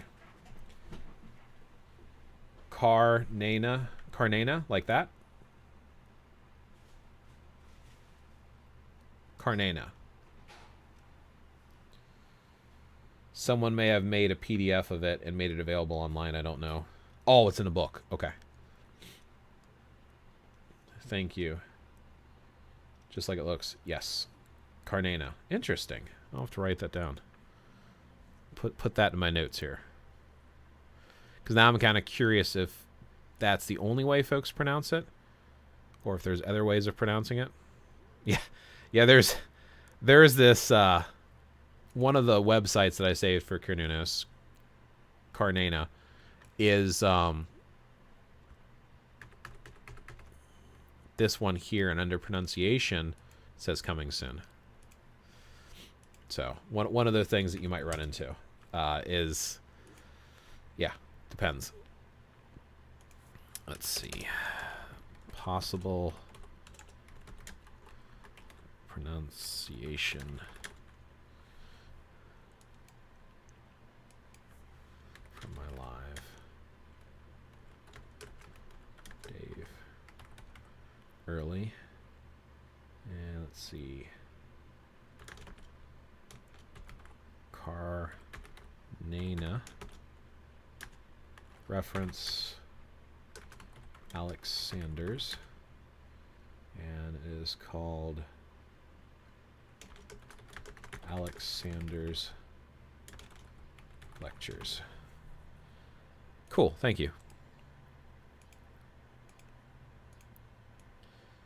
Yeah, I just wrote that whole thing down and took notes on it, and I plan on researching it more because, again, this is how we get stronger as a community that follows the New Age polytheistic path. We share ideas and references, and if something is incorrect, or if it's just you've heard something different, we offer that up to each other to do further research on, and that's how we grow our knowledge, right? Like I said, most of this stuff, like, okay, I've got the occasional tiny itty bitty tidbit of things that are culturally passed down in my family, things that they did that kind of fit with some of the things I'm researching, but not much. And all of this detailed information about this deity or that story, that stuff I learned on my own through books, through internet, through forums, and talking to others. And now I'm here trying to share it with others because I know how frustrating it is to find information. So finding links and information like this is super helpful. No, not at all. I pronounced it Kiernunos for years until I actually read the lectures. Awesome. So you actually brought something here too. Didn't just ask a question. Appreciate both though. I was listening to your podcast, so the Dusty Duds talking to Pagan Coffee Talk. I was listening to your podcast at the gym. I thought you all said you were traditional Wiccans. Yeah, that's what I thought. Like I said, I made a mistake. I apologize for that. But that's why I asked for clarification. But either way, I mean, it's still cool to talk to others. But Dave, like I said, if you want to try that Pagan Space website, I know they have some Wiccans on there. One of the members on there is part of the Covenant of the Goddess. So the Covenant of the Goddess is a Wiccan group that has been active, I don't even know how many years now. But there's some pretty cool people, and they're pretty open. Most of the Wiccans I know are book Wiccans. Nothing wrong with being a book Wiccan. But they have no formal training, and they teach themselves out of a book and then call themselves Wiccan. Those are most of the Wiccans I've met. I've not met very many actually classically trained Wiccans that are part of an actual tradition. It's just, I guess it's just hard to find folks. So that's why I'm saying, like, if you want to, you can reach out to some others, and maybe that might just help to bounce some ideas. But I do wish you some luck in the solitary life, and I hope things start righting themselves. I know sometimes those moments of feeling lost can last hours, days, or years. It depends on how bad it hits sometimes. I went through one recently, and that's my last one has really reaffirmed me just being more spiritual and kind of just disconnecting from things. And even though I still like studying research and history and finding out where things come from, and I'll still do that, I feel less drawn to trying to replicate what folks might have done, and instead focusing more on my own personal experience. And that has led me to just be like, yeah, I'm just spiritual. I'm an eclectic spiritual person. I'm just doing my own thing. I see too many conflicting paths, beliefs, and ways of practicing, and arguments. So many stupid arguments that I get so frustrated by them, and I don't need to be frustrated. I don't need to have this chaos and stress in my life unnecessarily. Like I'm spiritual because it's fulfilling for me. So that's what I should be focusing on, not how other people are spreading false information. That's why I do my shorts and TikToks, is to correct false information or to share resources. But I don't need to have labels or groups that I'm with, because anytime I've tried to get with a group, it's just never felt right. It always felt forced. And I've been part of several groups over the years. There were local groups we tried to form, and they always fell apart. And I think they always fell apart because we were looking for different things. And then we argued about the details of how you go about doing certain things. It is a long story about the Wiccan thing.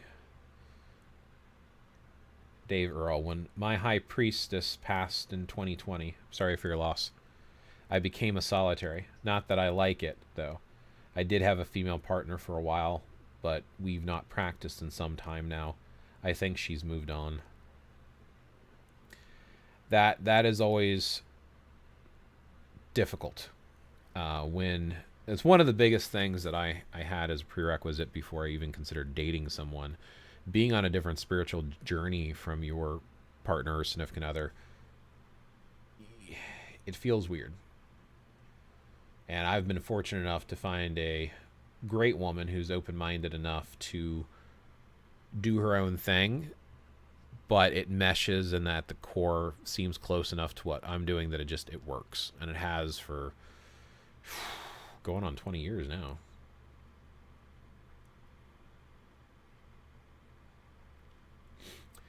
Did your, if you don't mind me prying, did your coven fall apart after your high priestess passed from this world? Or is it just you didn't feel comfortable with the folks that were left?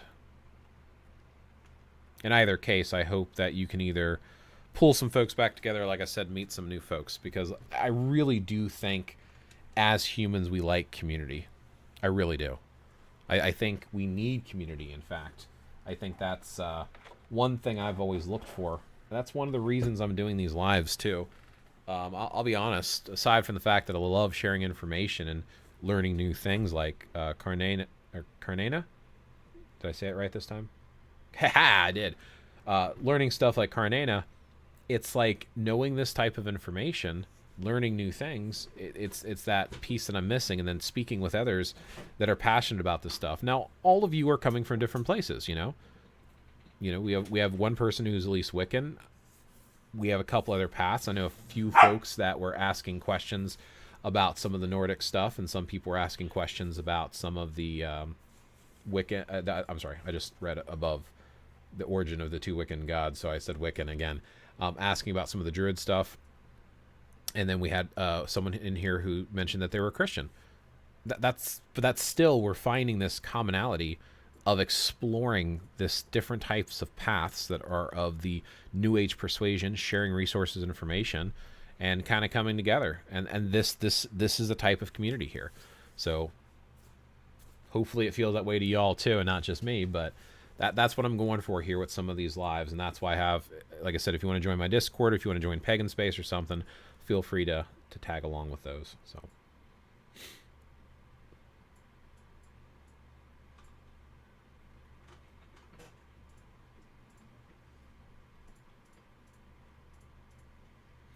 Well, there wasn't really a coven in the classic sense. There were very few members, just myself, my high priestess who trained me, and one other female. It was falling apart for a while. Strange path for me. Understandable. That's, yeah. I'm noticing more and more as folks try to get together. And that's an unfortunate trend that I've seen with some of the New Age spiritual groups, is folks will get into it.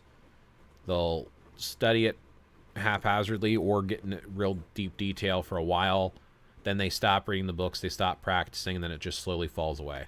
I've noticed back when I was younger, so I was born in 81, when I was younger back in the 90s, when I started researching some of this stuff, probably closer to 2000, like late 90s is when I started getting into some of this stuff.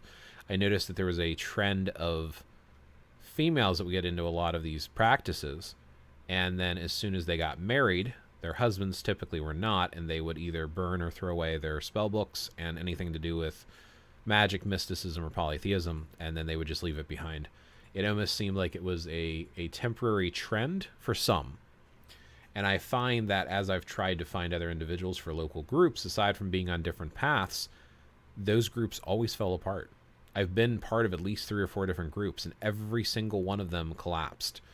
And one of the reasons is some of the folks were more interested in getting altered states of consciousness through the use of substances that I do not care to partake in, from varying degrees, or just getting drunk. So a lot of them are more interested in altered states of mind, getting together and just having a party, than discussing, teaching, researching, and sharing. So those groups just never worked for me. So I understand that frustration, especially when you're excited. I mean, you found someone to teach you, someone you knew who was a very close friend, and then they passed. That's hard. That alone is hard. But then the rest of the group being on the smaller side and then just kind of slipping apart. You had it in person, and then it slipped away. I hope you can find your way again, though, because I know that can be frustrating.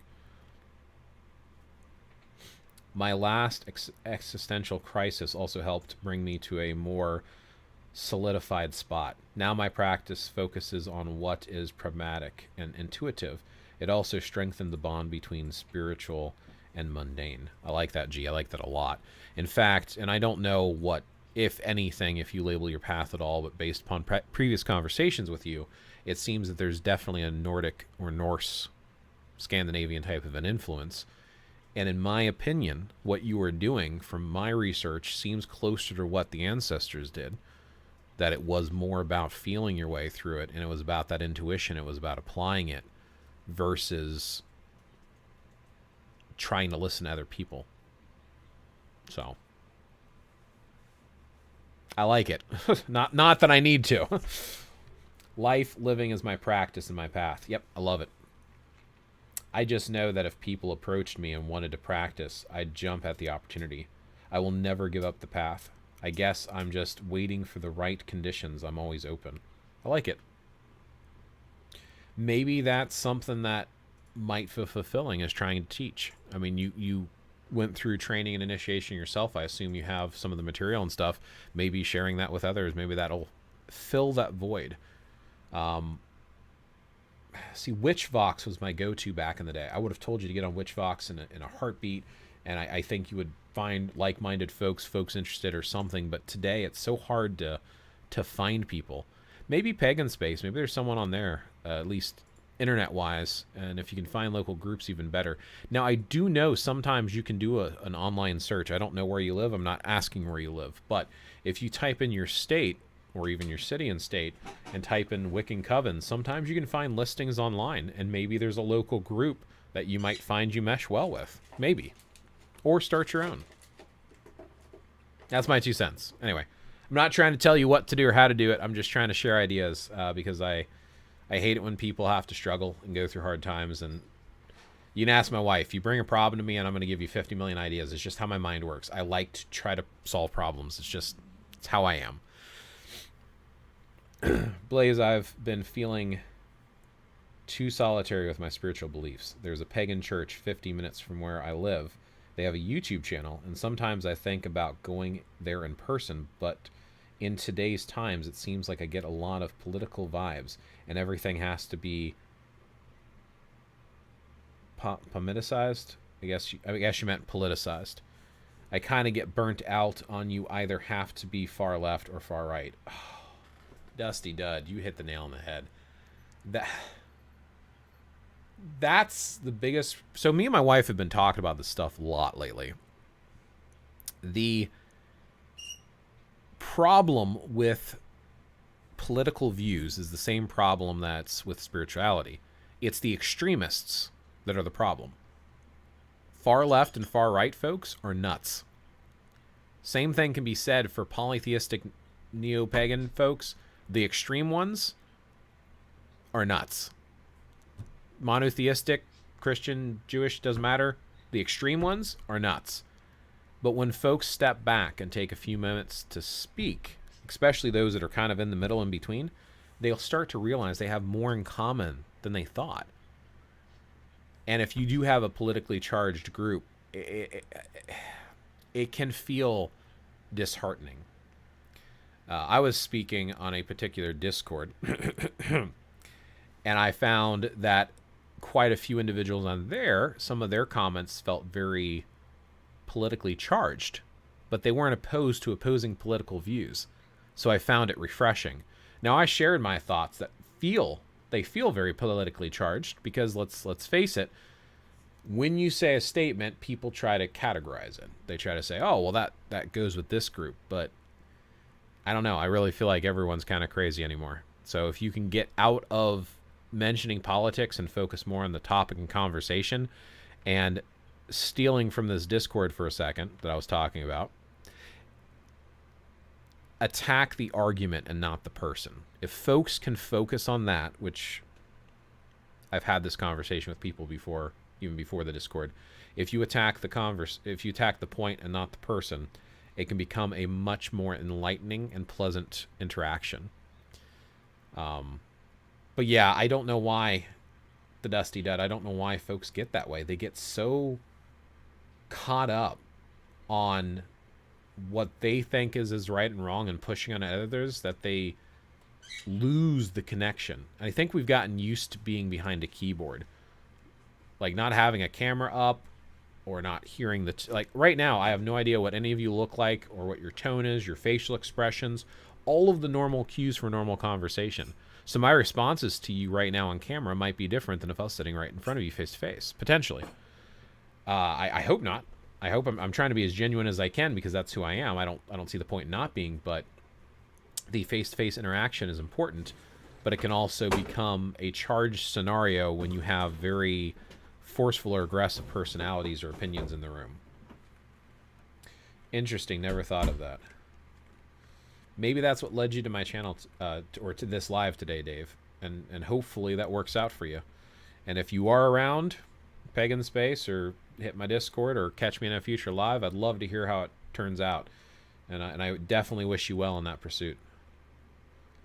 When you're sitting on the fence, both flocks in either side look the same. Yeah.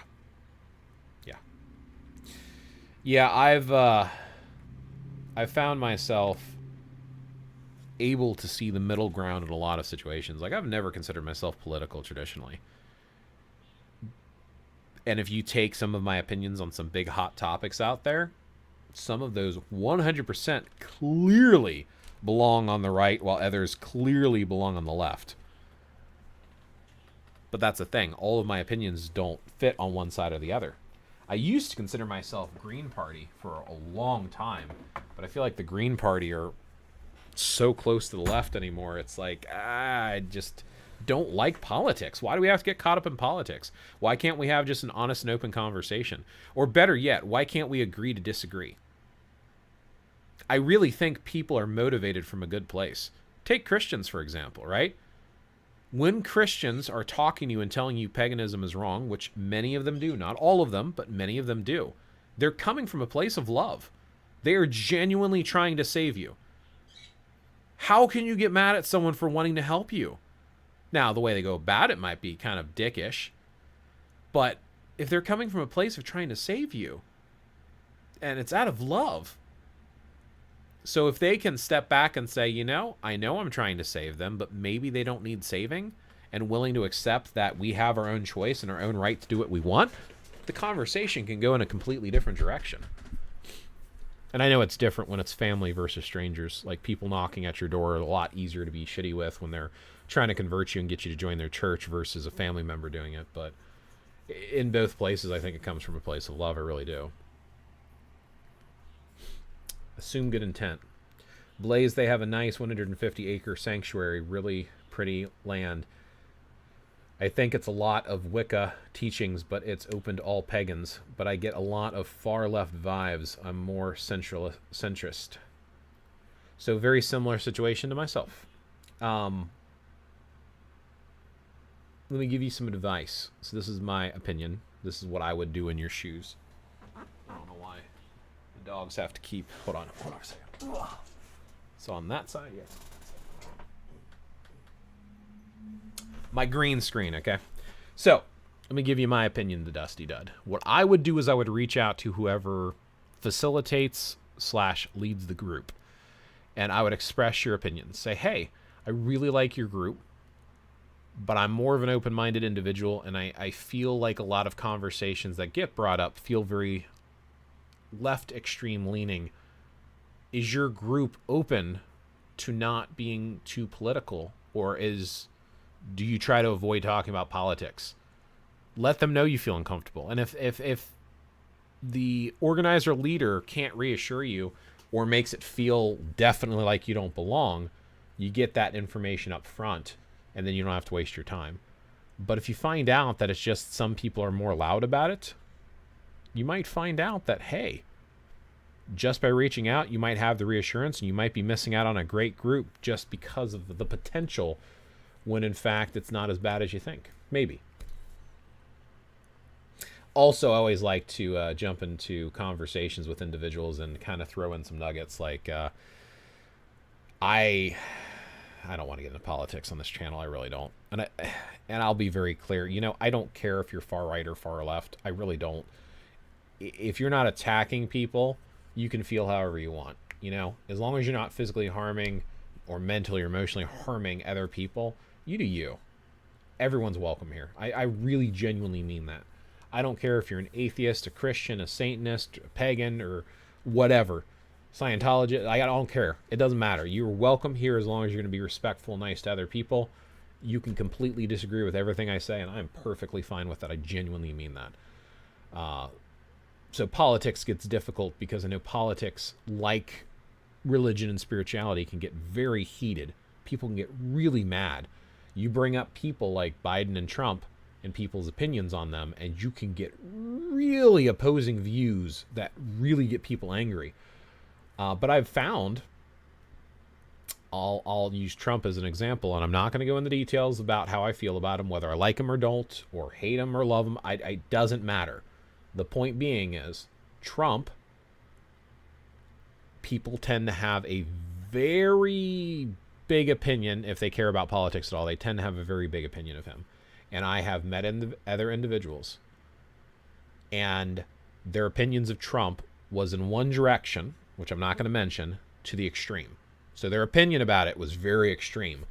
But everything else about that person we got along with. So we just didn't talk about Trump. It's simple. It's that easy. It's really that easy. You find a topic, you both express your sides respectfully, you move on and don't bring it up again. It's no longer a problem. I don't know. People have different motivation for why they get so into what they like or don't like about a certain person, topic, situation. And it's all about perspective. Perspective colors so much of what we go through in life. Like,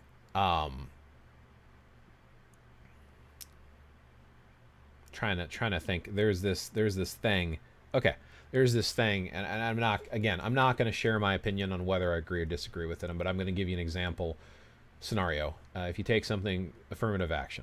So if you are going to college, affirmative action basically forces the school to accept individuals, a certain number of individuals based in typically on stuff like ethnic group and standing and stuff like that.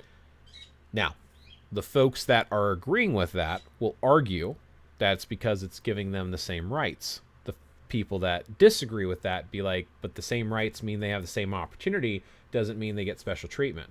So both people, from their perspective, logically have a reason to agree or disagree with that situation. And they probably won't change their mind. So why are we going to argue and fight over something that we both feel differently about? Does that change who you are on a whole? Because both people with the opposing views might also have the same reaction to a situation. A dog gets hurt, they both get upset. They see someone in need or needing some money on the street, they might both give them money, but they still argue over this one hot topic that they don't really have a say over anyway. So why are we fighting over the small stuff? Like they say, don't sweat the small stuff. So anyway, but I would reach out to the group and I would see how integrated it is. You might be seeing it and afraid of it, but I would still go in. But then again, I used to be on Facebook years ago, and I left because I had my screen name, Blaze Dragon, as my Facebook name. I've used it for years. It's how people know me. People see me, like even people who see me in person, they call me Blaze. I'm Blaze. They randomly said you need to prove your name, and I'm like, I've proven this before. I've shown you I am Blaze Dragon. People know me as Blaze Dragon. No, you need to change your name. So I changed my name to my legal last name, which I will not share because I don't feel comfortable with it. I'm sure you could find me if you really wanted to, but I posted my legal last name, and I didn't like it because I had a whole bunch of people from YouTube that were on my Facebook, so I deleted my account, and I haven't looked back. Recently, I reopened an account with Facebook, and I found a local group that is neo-pagan, basically, very open, and they had very, very, very extreme posts dealing with a very, what you would traditionally call leftist. But I don't mean just having a left leaning. Like, they were like hot topic political conversations that were showing one side as being only right and anyone who disagreed of being really bad. Like, it was straight up like, if you didn't view this. And I'm like, what is this doing in a pagan group? This is supposed to be a spiritual group, and you're bringing up political hot topics. So I actually left the group as soon as I joined it, because I'm like, I'm not dealing with that. So I see what you're saying. Your situation, it's in person. Mine was a Facebook group, but I'm just like, I'm done. I just walked away.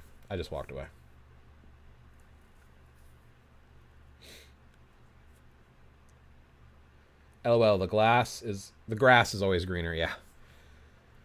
But like, I like to keep spiritual and politics separate. I know. I like to keep most interactions, like they say the three things that you shouldn't talk about is, what is it? Religion, politics, and sex are the three things you should never talk about with other people, especially in a workplace, because it's those three topics will piss everyone off.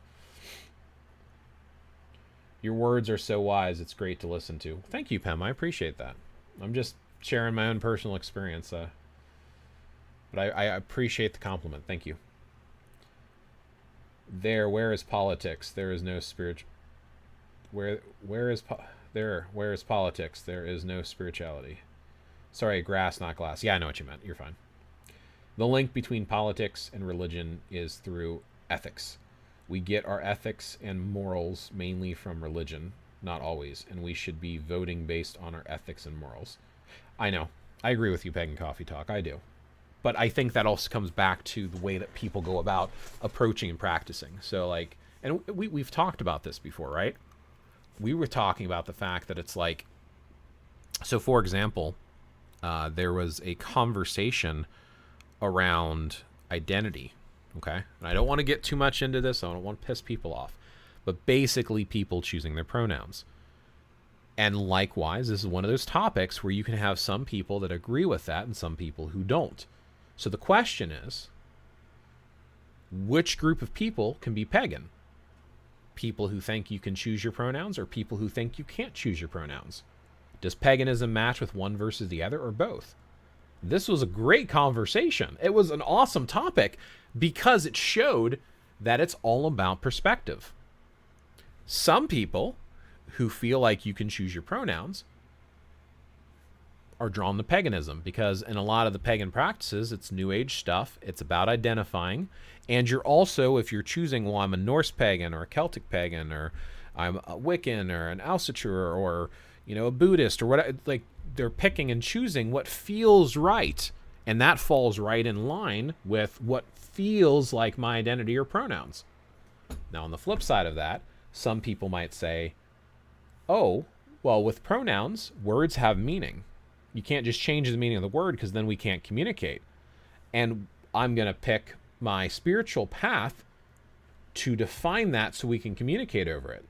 So it's important for me to name this spiritual path, not because I feel that way, but because I need to identify with what I am so I can find people based upon that interaction. So both of those work. So who's right? They're both are. And that's the problem. People won't have that conversation because they get so hung up over that little topic. But it definitely feeds into politics. It definitely feeds into how you interact and think about stuff. 100% it does. Completely agree with you there, Pagan Coffee Talk. I really do.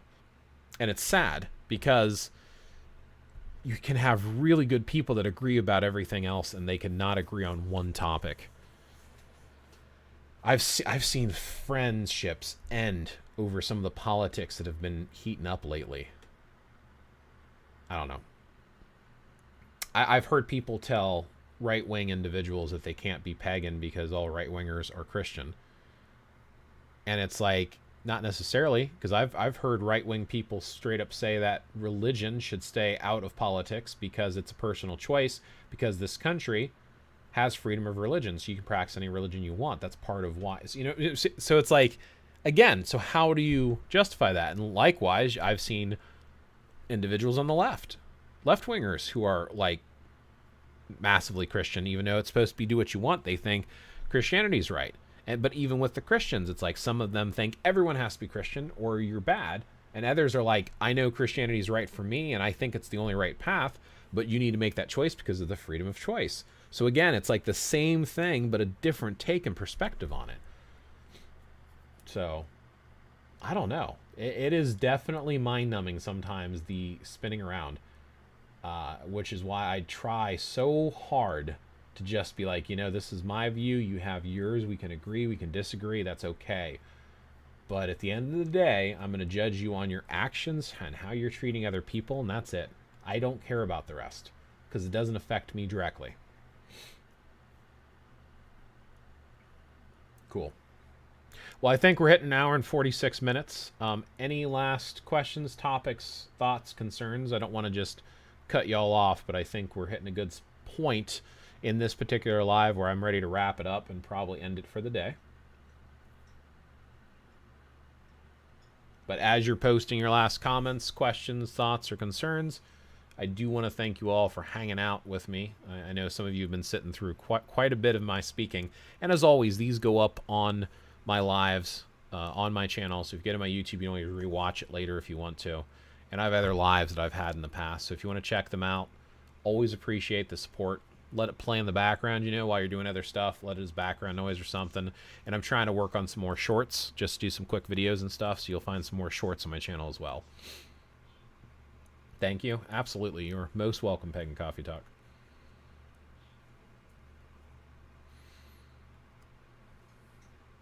Wait just a few more moments of silence just in case. Oh, and we'll definitely end with showing off my awesome shirt, which is a dragon reading books.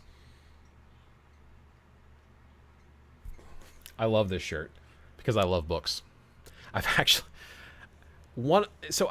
this is something I've been neglecting. Someone's asked me for a while to do a library walkthrough tour. Because if you've ever seen any of my videos, you'll see like a huge array of books that are stacked on shelves behind me. And I've got 2 shelves with polytheistic pagan books right here. And some of them are stacked on top. And then I've got another shelf with half of them polytheistic pagan books. And then I've got 3 or 4 polytheistic pagan books sitting to my left because I haven't found a spot on the shelf for them. So, yeah, I love books. Books are awesome. Blaze, I know what you mean. I also go to regular church with nice people, but I'd never tell them I'm into paganism. They'd give me the side eye. Which is sad because it's like from their perspective, I would imagine the Christians can realize if God created everything, right, then he created this natural world and the energies we're working with in paganism too, right? Not to mention the fact if God is all-powerful and omniscient, who are you to dictate how God can appear to others? What if God can appear in multiple gods forms or a goddess form? And if we are created in God's image, why are there men and women? Like, there's a whole bunch of questions that just, I don't know. It's why I'm not Christian. It doesn't mesh with me personally because it just doesn't logically make sense from my observation of nature. Thanks for letting us be here. Absolutely. It was very nice to spend this time with you today, even though it was unplanned. I try, Dave, to post my lives at least a week in advance to say this is the upcoming topic, but Pagan Coffee Talk was very nice and said, hey, I'd love to see another live. Posted it on one of my shorts, and I'm like, you know what? I need to keep up with these. If I want to, my goal is to share information because I like teaching. So my goal is to share information and receive information, like Carnena. and to give a community of resources with other individuals that you can all learn and I can learn at the same time. Like community of learning, that's what I'm going for here. So if I do them more often, I can facilitate that type of environment. And if I don't, then no one's going to hear about it or see it or get suggested it. So absolutely. Thank you. Goodbye. You too, Pem. Thanks for hanging out. Appreciate you being here. Thanks for your insight. Absolutely. Thanks, dude. Have a nice day. You too, Alum. Thanks, Blaze. I mainly go to regular church for community. That's all. Nothing wrong with that. Like I said, I think anyone from any spirituality can learn to connect. Like I was saying earlier, it's all about, at the end of the day, you can find that common ground. And I'm glad you have a community you feel comfortable going with. So, cool. Well, I'll end it here then, and I will either catch y'all next Saturday or at least the Saturday after that. So I'm going to try to do more. And remember, there's a community tab, there's a Discord, and there's Pagan Space. Bye for now, and may your path be a fruitful one.